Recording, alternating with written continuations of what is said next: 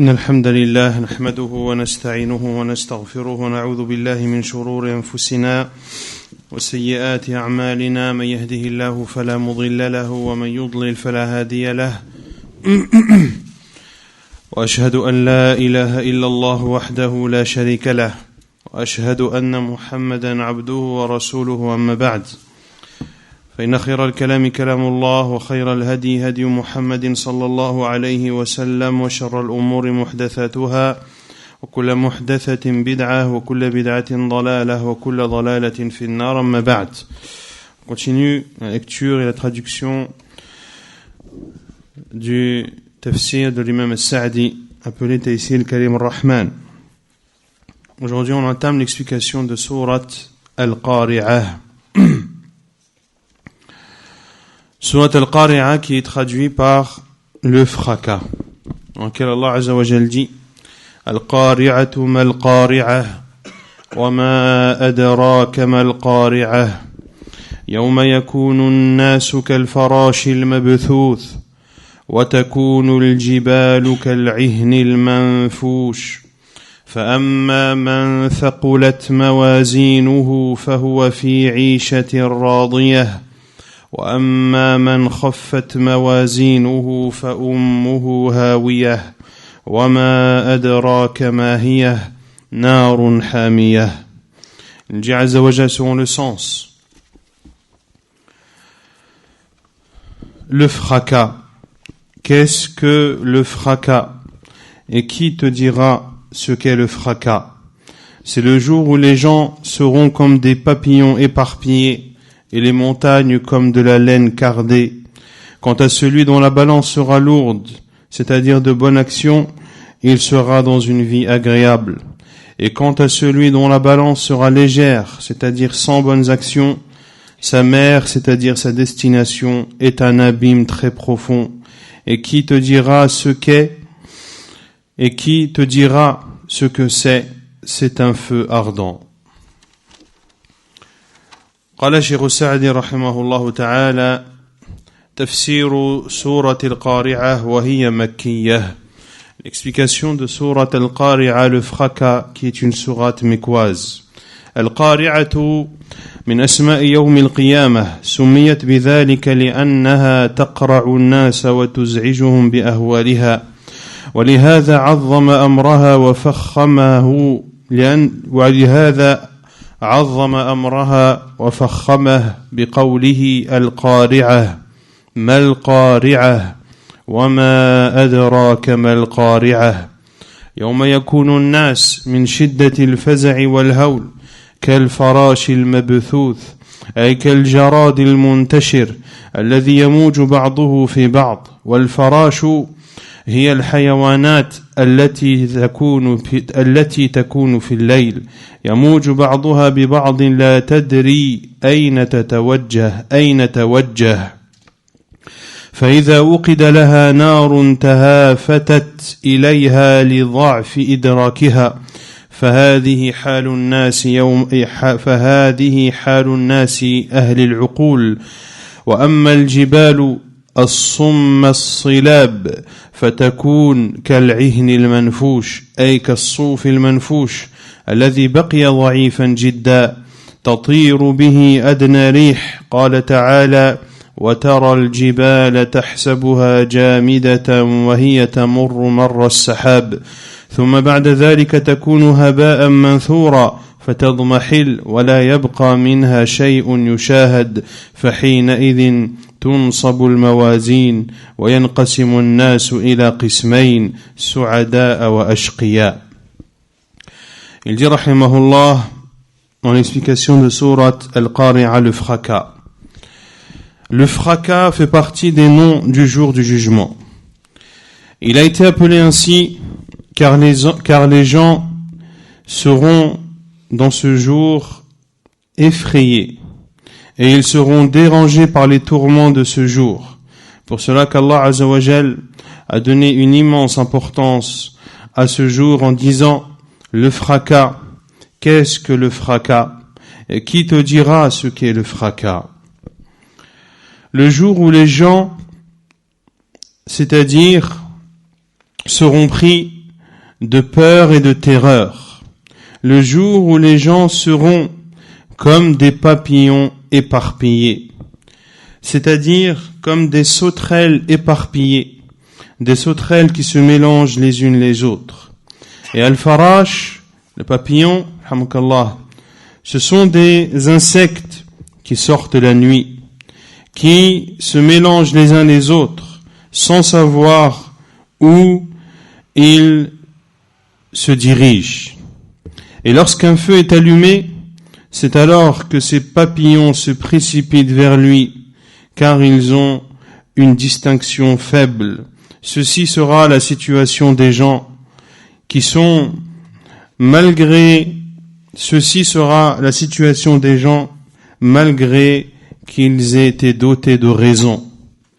Quant aux montagnes, immenses et fermes, elles seront, c'est-à-dire ce jour-là, comme de la laine cardée. De la laine cardée, c'est signifie démêlée. La laine qui est démêlée. Et une laine qui est démêlée, c'est une laine qui est fragile. Pour cela que le cheikh dit comme la laine éparpillée qui devient extrêmement faible et qui peut être emportée par le moindre vent. Allah Azza wa Jal dit, en parlant des montagnes, en Surat An-Naml, le verset 88, et tu verras les montagnes que tu croyais figées passer comme les nuages, passer comme des nuages.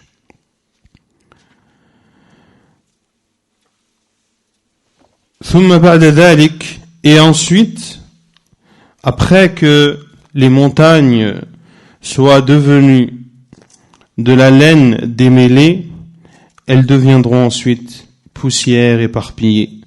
Elles disparaîtront et ne restera rien de visible. À ce moment, les balances seront posées et les gens seront divisés en deux, les heureux et les malheureux. Les heureux et les malheureux. فأما من ثقلت موازينه أي رجحت حسناته على سيئاته فهو في عيشة راضية في جنات النعيم وأما من خفت موازينه بأن لم تكن له حسنات تقاوم سيئاته فأمه هاوية أي مأواه ومسكنه النار التي من أسمائها الهاوية تكون له بمنزلة الأم الملازمة كما قال تعالى إن عذابها كان غراما وقيل إن معنى ذلك فأم دماغه هاوية في النار أي يلقى في النار على رأسه وما أدراك ما هي وهذا تعظيم لأمرها ثم فسرها بقوله هي نار حامية أي شديدة الحرارة قد زادت حرارتها على حرارة نار الدنيا 70 ضعفا نستجير بالله منها.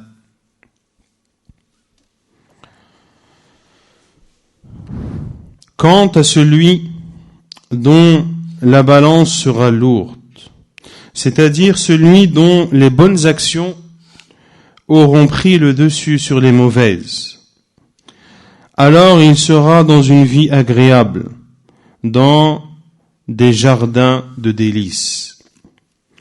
Quant à celui dont la balance sera légère, c'est-à-dire celui dont les bonnes actions n'auront pas pris le dessus sur les mauvaises, alors sa mère, c'est-à-dire sa destination, est un abîme très profond, c'est-à-dire que son refuge et sa résidence sera l'enfer. L'enfer qui a parmi ses noms Al-Hawiyah, l'abîme profonde. Cet enfer aura le statut de la mère qui accompagne son enfant. Et Allah Azza wa Jalla dit dans Surat Al-Furqan, Inna azabaha kana gharama, et son châtiment est continuel. Il a été dit, parmi les explications, Inna ma'na dhalik. Naam, Inna azabaha kana gharama. Son châtiment est permanent. Son châtiment est permanent. Il a été dit parmi les significations de فَأُمُّهُ هَاوِيَةٌ qu'il s'agit ici de son cerveau qui sera plongé dans les abîmes de l'enfer, c'est-à-dire qu'il sera jeté en enfer la tête en première. وَمَا أَدْرَاكَ مَا هِيَ, et qui te dira ce que c'est? Ceci, Allah Azza wa Jalla l'a dit pour montrer l'importance de cet enfer. Allah Azza wa Jalla a expliqué dans la suite de ce verset, Na'arun hamiyah, c'est un feu ardent, c'est-à-dire un feu extrêmement chaud. Et la chaleur de ce feu, c'est-à-dire du feu de l'enfer, est 70 fois plus grande que le feu connu dans cette terre. Nous demandons à Allah de nous en préserver. ثم قال رحمه الله تفسير سورة الهاكم التكاثر وهي مكية. Puis vient l'explication de Surat At-Takathur, qui est traduit par Surat la course aux richesses, dans laquelle Allah Azza wa Jal dit Al-Hakum At-Takathur Hatta zurtum al-maqabir Kalla sawfa ta'lamun Thumma kalla sawfa ta'lamun كلا لو تعلمون علم اليقين لترون الجحيم ثم لترونها عين اليقين ثم لتسألن يومئذ عن النعيم. Il dit Azza wa Jalla selon le sens. La course aux richesses vous distrait jusqu'à ce que vous visitiez les tombes. Mais non, vous saurez bientôt. Encore une fois, vous saurez bientôt. Si seulement vous saviez de science certaine. Vous verrez certes la fournaise, puis vous la verrez certes avec l'œil de certitude, puis assurément vous serez interrogé ce jour-là sur les délices. قال الشيخ السعدي رحمه الله يقول تعالى. Donc l'explication de sourate la course aux richesses, qui est une sourate mécoise. يقول تعالى موبخا عباده عن اشتغالهم عما خلقوا له من عبادته وحده لا شريك له ومعرفته والإنابة إليه وتقديم محبته على كل شيء. ألهاكم عن ذلك المذكور التكاثر ولم يذكر المتكاثر به ليشمل ذلك كل ما يتكاثر به المتكاثرون ويفتخر به المفتخرون من التكاثر في الأموال والأولاد والأنصار والجنود والخدم والجاه وغير ذلك مما يقصد منه مكاثرة كل واحد للآخر وليس المقصود به الإخلاص لله تعالى. فاستمرت غفلتكم ولهوكم وتشاغلكم حتى زرتم المقابر فانكشف لكم حينئذ الغطاء ولكن بعدما تعذر عليكم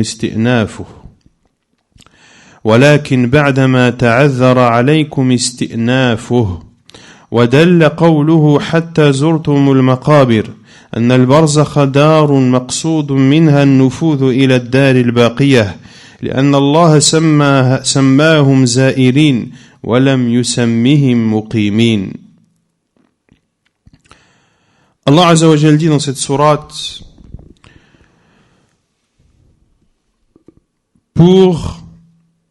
en guise de réprimande envers ses serviteurs qui ont délaissé ce pourquoi ils ont été créés, à savoir l'adoration d'Allah seul sans ne rien lui associer, de connaître leur Seigneur, de revenir vers lui et de faire précéder son amour devant l'amour de toute chose. Il dit Azza wa Jalla selon le sens vous distrait, c'est-à-dire sur ce qui a été précédemment cité, c'est-à-dire vous distrait de l'adoration d'Allah, de la connaissance d'Allah, du fait de retourner vers Allah, d'aimer Allah plus que toute chose, vous distrait de tout cela la course aux richesses. Et Allah Azza wa Jalla n'a pas cité dans ce verset la nature de ces richesses. afin que cela englobe l'ensemble des choses que les gens amassent et l'ensemble des choses par lesquelles les orgueilleux s'enorgueillissent, comme l'amassement des biens, des enfants, des alliés, des armées, des esclaves et de la réputation et toute autre chose qui ont pour but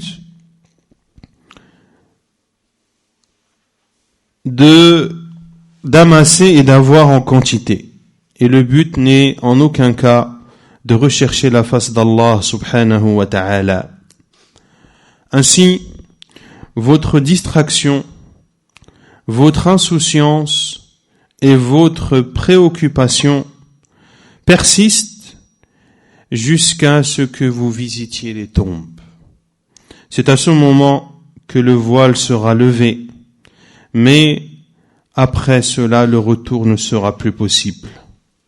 Et la parole d'Allah Azza wa Jal, jusqu'à ce que vous visitiez les tombes, prouve que le monde du barzakh est une passerelle vers l'au-delà qui est une demeure éternelle. Car Allah Azza wa Jal les a appelés visiteurs, il ne les a pas appelés résidents.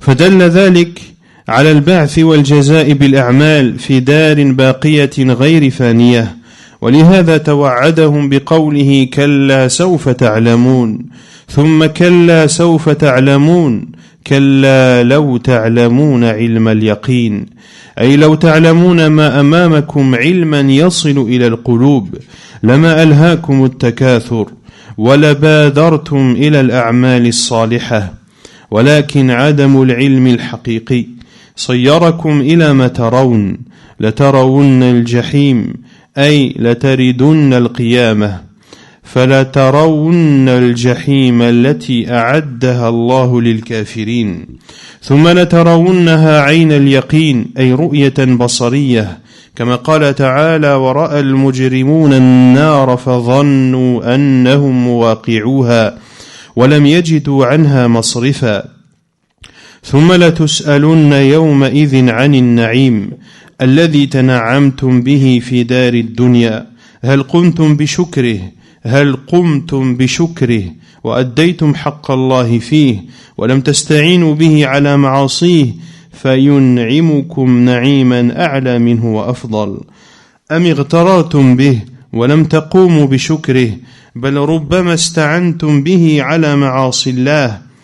على معاصي الله فيعاقبكم على ذلك قال تعالى ويوم يعرض الذين كفروا على النار أذهبتم طيباتكم في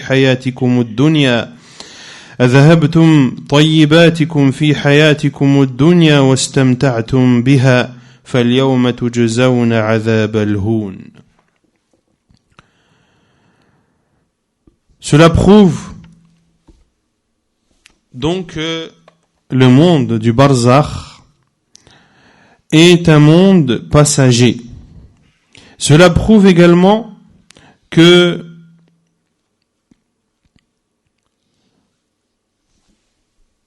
la rétribution et la résurrection aura lieu. Ceci aura lieu dans la demeure qui est éternelle et non éphémère. Pour cela qu'Allah Azza wa Jal a mis en garde et a menacé en disant « Mais non, vous saurez bientôt.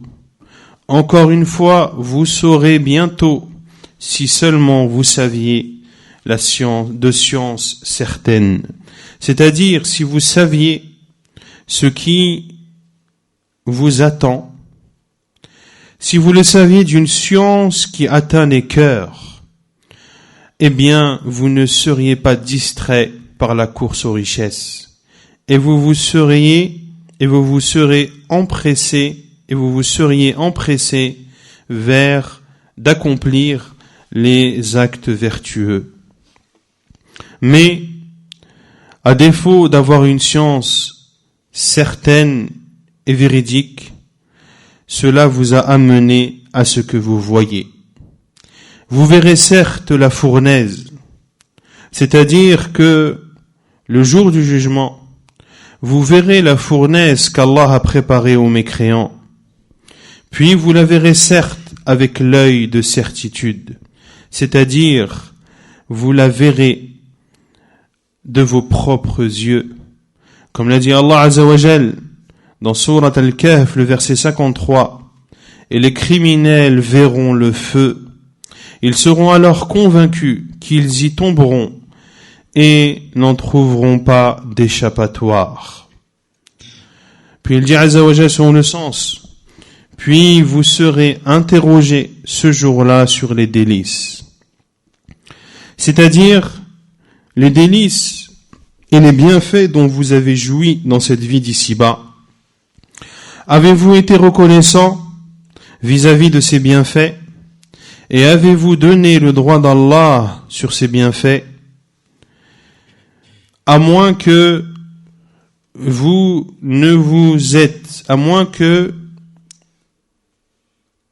vous êtes aidé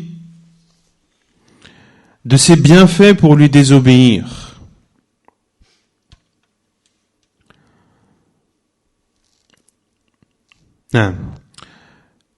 Les bienfaits dont vous avez joui dans cette vie d'ici-bas, avez-vous été reconnaissant vis-à-vis de ces bienfaits? Avez-vous donné les droits d'Allah sur ces bienfaits? Et vous ne vous êtes pas aidé de ces bienfaits pour lui désobéir? Ainsi, il vous comblera de bienfaits bien plus élevés et bien plus meilleurs. À moins que vous n'ayez été dupé par ces bienfaits et que vous n'ayez pas été reconnaissant envers ceux-ci. Bien au contraire, vous vous êtes aidé de ces bienfaits pour lui désobéir. Ainsi, il vous châtiera pour cela. Il dit Azza wa Jal, selon le sens dans le verset 20 de Surat Al-Ahqaf, le jour où ceux qui ont mécru seront présentés au feu. Il leur sera dit, vous avez dissipé vos biens excellents et vous en avez joui pleinement durant votre vie sur terre. Vous serez donc rétribués aujourd'hui d'un châtiment avilissant. فَالْيَوْمَ تُجْزَوْنَ عَذَابَ الْهُونِ. ثم قال رحمه الله تفسير سورة العصر وهي مكية. L'explication de sourate Al-Asr, le temps, qui est une sourate mécoise, dans laquelle Allah Azza wa Jal dit وَالْعَصْرِ إِنَّ الْإِنسَانَ لَفِي خُسْرٍ إِلَّا الَّذِينَ آمَنُوا وَعَمِلُوا الصَّالِحَاتِ وَتَوَاصَوْا بِالْحَقِّ وَتَوَاصَوْا بِالصَّبْرِ. Il dit Azza wa Jal selon le sens par le temps. L'homme est certes en perdition, sauf ceux qui croient et accomplissent les bonnes œuvres, s'enjoignent mutuellement la vérité et s'enjoignent mutuellement l'endurance. قال الشيخ السعدي رحمه الله أقسم تعالى بالعصر الذي هو الليل والنهار محل أفعال العباد وأعمالهم أن كل إنسان خاسر والخاسر ضد الرابح والخسار مراتب متعددة متفاوتة قد يكون خسارا مطلقا كحال من خسر الدنيا والآخرة وفاته النعيم واستحق الجحيم وقد يكون خاسرا من بعض الوجوه دون بعض ولهذا عمم الله الخسار لكل إنسان إلا من اتصف بأربع صفات الإيمان بما أمر الله بالإيمان به ولا يكون الإيمان بدون العلم فهو فرع عنه لا يتم إلا به والعمل الصالح وهذا شامل لأفعال الخير كلها الظاهرة والباطنة المتعلقة بحق الله وحق عباده الواجبة والمستحبة والتواصي بالحق الذي هو الإيمان والعمل الصالح أي يوصي بعضهم بعضا بذلك ويحثه عليه ويرغبه فيه والتواصي بالصبر على طاعة الله وعن معصية الله وعلى أقدار الله المؤلمة فبالأمرين الأوليين يكمل الإنسان نفسه وبالأمرين الأخريين يكمل غيره وبتكميل الأمور الأربعة يكون الإنسان قد سلم من الخسار وفاز بالربح العظيم. Il dit rahimahullah, Allah Azza wa Jal a juré par le temps qui est la nuit et le jour, les moments dans lesquels les serviteurs accomplissent leurs œuvres. Allah Azza wa Jal a juré par le temps que tout homme est perdant, et le perdant est le contraire du gagnant. La perdition est de plusieurs degrés. La personne, l'on peut être perdant de façon catégorique et totale, comme celui qui a perdu cette vie d'ici-bas et l'au-delà, celui qui a mérité l'enfer et qui a été privé du paradis.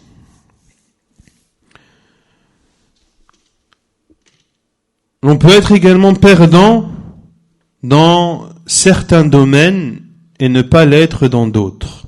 Pour cela qu'Allah Azza wa Jal a cité la perdition de façon générale pour l'être humain, sauf pour ceux qui sont dotés de 4 caractéristiques.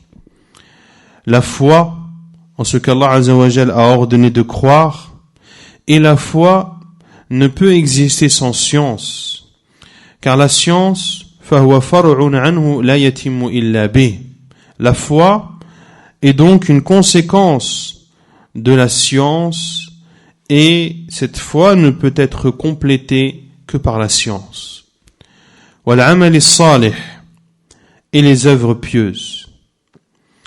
Ceci englobe l'ensemble des actes de bien, apparents ou cachés, qui ont une relation ou qui sont en rapport avec les droits d'Allah ou les droits de ses serviteurs, que ces actes soient obligatoires ou surérogatoires. La troisième caractéristique est le conseil dans la vérité. La vérité qui est la foi et le fait d'accomplir de bonnes œuvres, c'est-à-dire qu'ils se recommandent mutuellement les uns les autres la vérité, ils se la recommandent et se motivent à la mettre en pratique. وَالتَّوَاصِي بِالصَّبْرِ, et de se conseiller mutuellement la patience. La patience vis-à-vis de l'obéissance à Allah Azza wa Jal, la patience à l'égard de la désobéissance d'Allah Azza wa Jal, et de patienter sur les choses qu'Allah Azza wa Jal nous a prédestinées.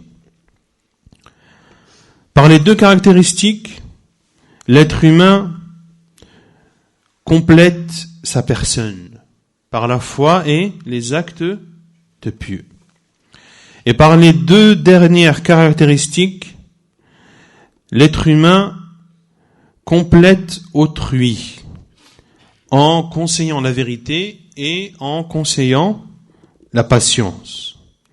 Et en réunissant ces 4 caractéristiques, l'être humain est alors préservé de la perdition et obtient alors la grande récompense.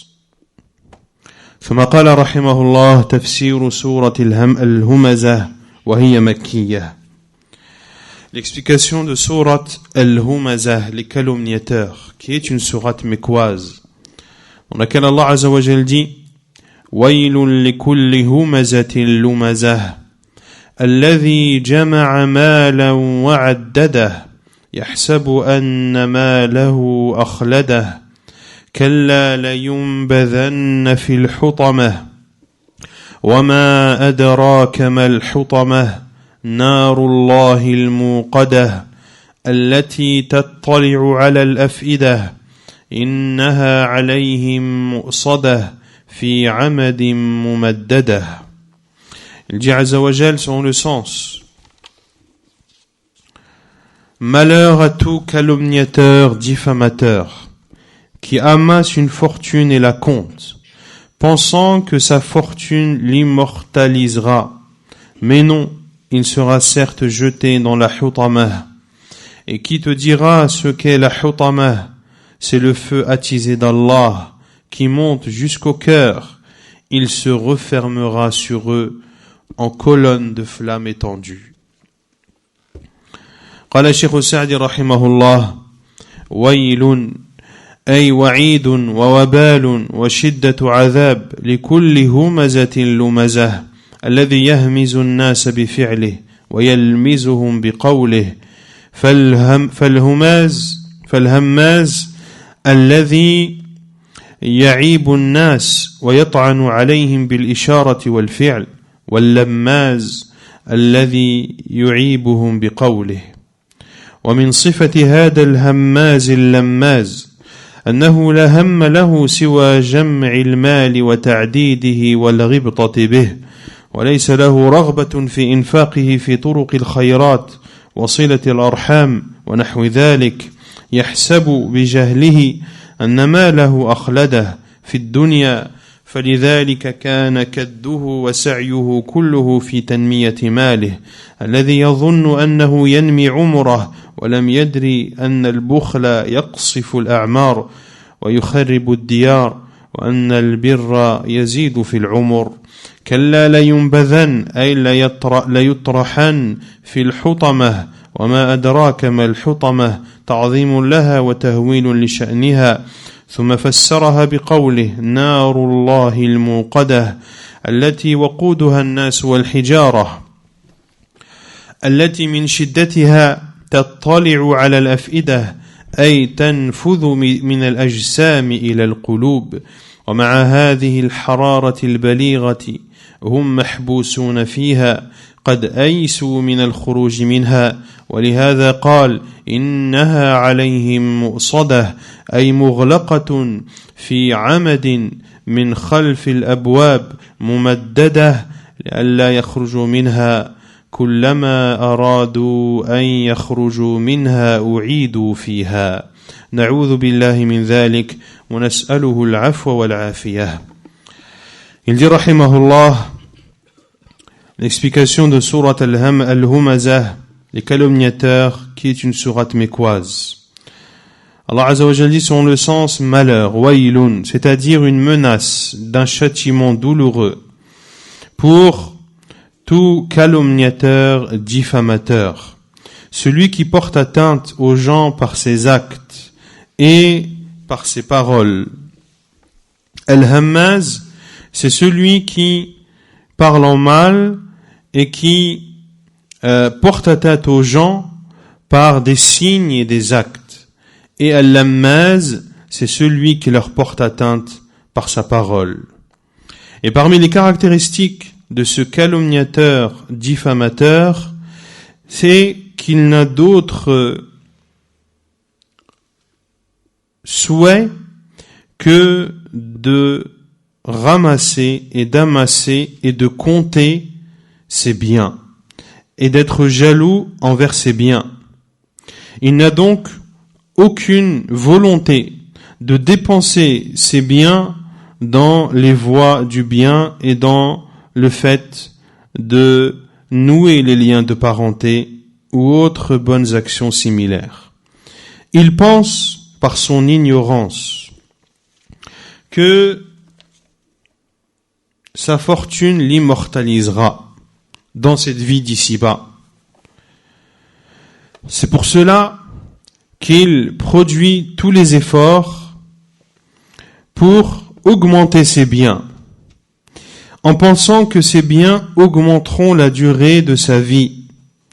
Mais il ne sait pas que l'avarice diminue le temps de vie et détruit les demeures, et que la bonté augmente le temps de vie.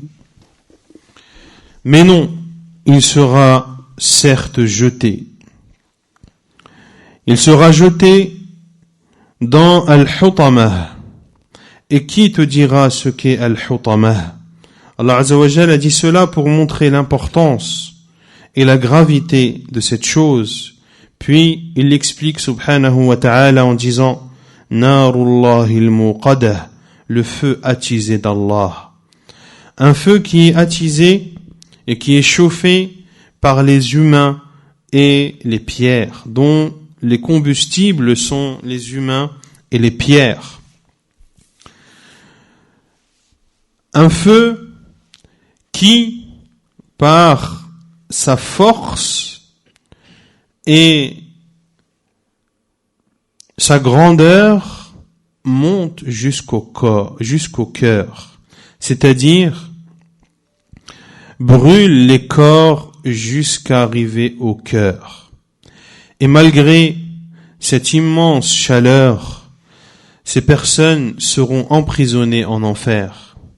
Ils perdront tout espoir de pouvoir en sortir. Pour cela qu'Allah Azza wa Jal dit Innaha alayhim mu'sadah, il se fermera sur eux, c'est-à-dire cet enfer. Il sera fermé en colonnes, c'est-à-dire des colonnes de feu qui seront derrière les portes de l'enfer afin qu'ils ne puissent en sortir. Comme l'a dit Allah Azza wa Jal dans Surat As-Sajdah, à chaque fois qu'ils voudront en sortir, ils y retourneront. Nous demandons à Allah la protection contre l'enfer et nous lui demandons de nous préserver de celui-ci. ثم قال رحمه الله تفسير سورة الفيل وهي مكية. L'explication de sourate Al-Fil, l'éléphant, qui est une sourate mécoise, dans laquelle Allah Azza wa Jal dit ألم تر كيف فعل ربك بأصحاب الفيل ألم يجعل كيدهم في تضليل وأرسل عليهم طيرا أبابيل ترميهم بحجارة من سجيل فجعلهم كعصف مأكول. Il dit Azza wa Jal selon le sens. N'as-tu pas vu, c'est-à-dire ô Muhammad, comment ton Seigneur a agi envers les gens de l'éléphant? N'a-t-il pas rendu leur ruse complètement vaine et envoyé sur eux des oiseaux par volée qui leur lançaient des pierres d'argile et qui les a rendus semblables à une paille mâchée? قال الشيخ السعدي رحمه الله أي أما رأيت من قدرة الله وعظيم شأنه ورحمته بعباده وأدلة توحيده وصدق رسوله محمد صلى الله عليه وسلم ما فعله الله بأصحاب الفيل الذين كادوا بيته الحرام وأرادوا إخرابه فتجهزوا لأجل ذلك واستصحبوا معهم الفيل لهدمه وجاءوا بجمع لا قبل للعرب به من الحبشة واليمن فلما انتهوا إلى قرب مكة ولم يكن بالعرب مدافعة وخرج أهل مكة من مكة خوفا على أنفسهم منهم أرسل الله عليهم طيرا أبابيل أي متفرقة تحمل حجارة محماة من سجيل فرمتهم بها وتتبعت قاصيهم ودانيهم فخمدوا وهمدوا وصاروا كعصف مأكول وكفى الله شرهم ورد كيدهم في نحورهم وقصتهم معروفة مشهورة وكانت تلك السنة التي ولد فيها رسول الله صلى الله عليه وسلم فصارت من جملة إرهاصات دعوته ومقدمات رسالته فلله الحمد والشكر.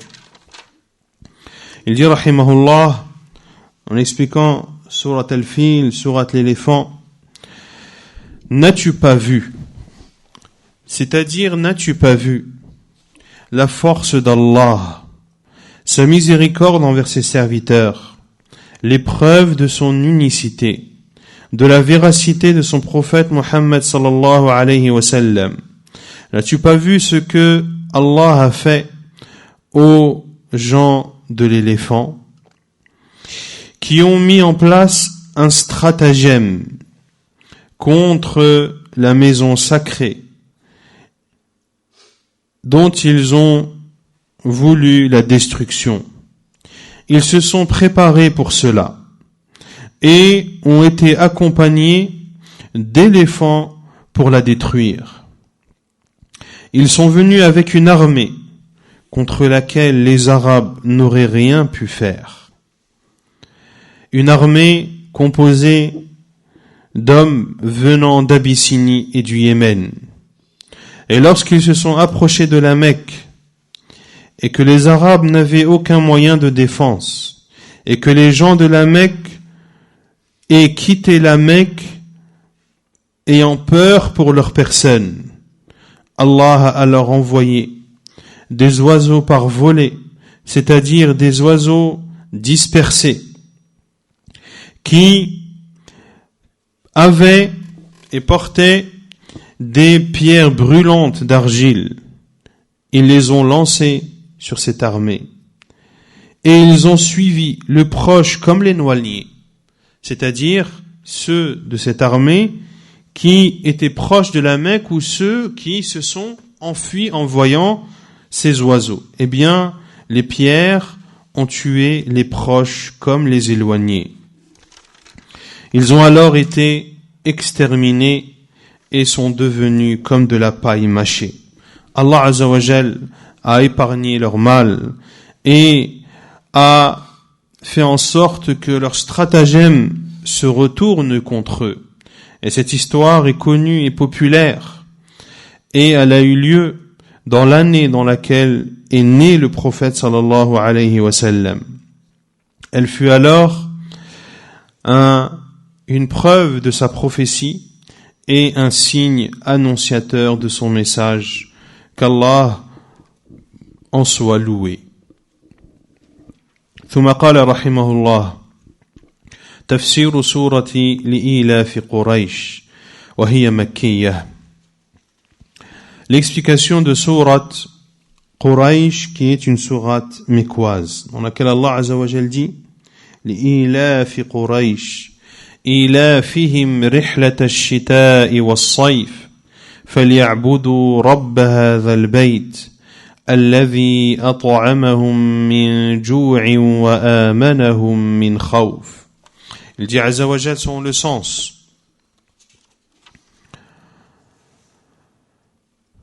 À cause du pacte des Quraysh, de leur pacte concernant les voyages d'hiver et d'été, qu'ils adorent donc le Seigneur de cette maison, qui les a nourris contre la faim et rassurés de la crainte.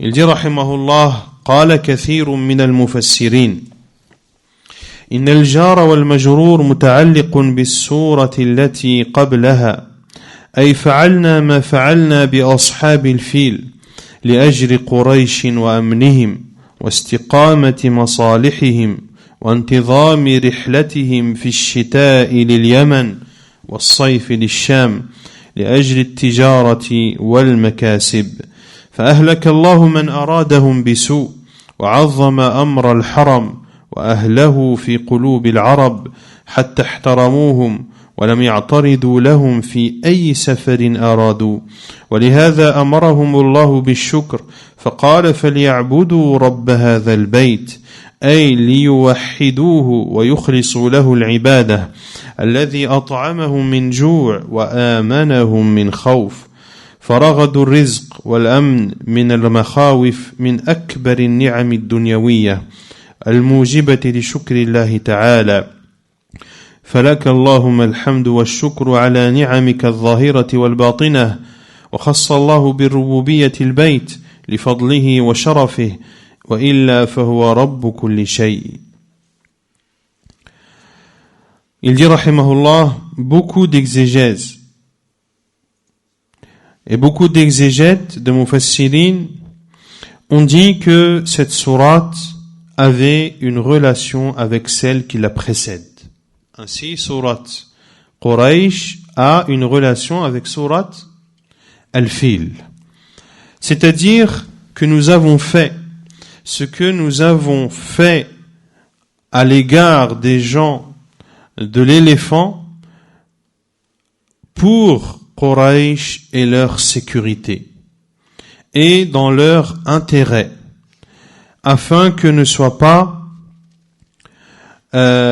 perturbé leur voyage en hiver vers le Yémen et en été vers le Cham, afin de commercer et d'avoir des bénéfices. Allah Azza wa Jal a donc exterminé et détruit ceux qui leur voulaient du mal. Et Allah Azza wa Jal a donné une immense importance à la terre sacrée et à ses habitants. Ceci a eu lieu avant la naissance du prophète sallallahu alayhi wa sallam. Est-ce que la Mecque était une terre sacrée avant l'arrivée du prophète sallallahu alayhi wa sallam? Oui. Pourquoi? Ibrahim alayhi salam, c'est lui qui a rendu sacré la Mecque. Comme l'a dit le prophète sallallahu alayhi wa sallam, Inna Ibrahima harrama Makkah wa inni harramtu al-Madina kama harrama Ibrahimu Makkah. Ibrahim alayhi salam a rendu sacré la Mecque et moi je rends sacré Médine comme Ibrahim a rendu sacré la Mecque. Ainsi Allah Azza wa Jal, en exterminant ceux qui voulaient du mal à Quraysh, a donné une immense importance à la terre sacrée et à ses habitants. Et cette importance a été ressentie chez les Arabes jusqu'à éprouver du respect envers Quraysh et ne pas leur porter atteinte dans n'importe quel de leurs déplacements. Et c'est pour cela qu'Allah Azza wa Jal a ordonné Quraysh d'être reconnaissant.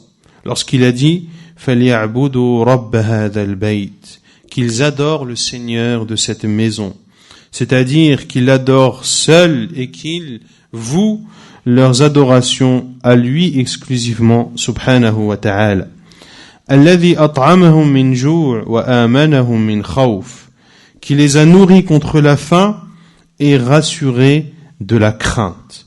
Ainsi, le fait que perdure la pourvoyance et la sécurité, cela fait partie des plus grands bienfaits mondains qui imposent d'être reconnaissant envers Allah subhanahu wa ta'ala. Puis, Cheikh Sa'di rahimahullah dit: Ô Allah, nous te louons et nous sommes reconnaissants et nous te sommes reconnaissants vis-à-vis de tes bienfaits apparents et cachés. Et Allah Azza wa Jal a cité de façon précise qu'il était le Seigneur de cette maison pour montrer le mérite et l'honneur de la Kaaba. Bien sûr, Allah Azza wa Jal est le Seigneur de toutes choses. Allah Azza wa Jal est le Seigneur de toutes choses, mais dans cette sourate, en disant qu'il est le Seigneur de cette maison, il veut subhanahu wa ta'ala par cela montrer l'importance et les mérites de cette maison. ونكتفي بهذا القدر وسبحانك اللهم وبحمدك أشهد أن لا إله إلا أنت أستغفرك وأتوب إليك.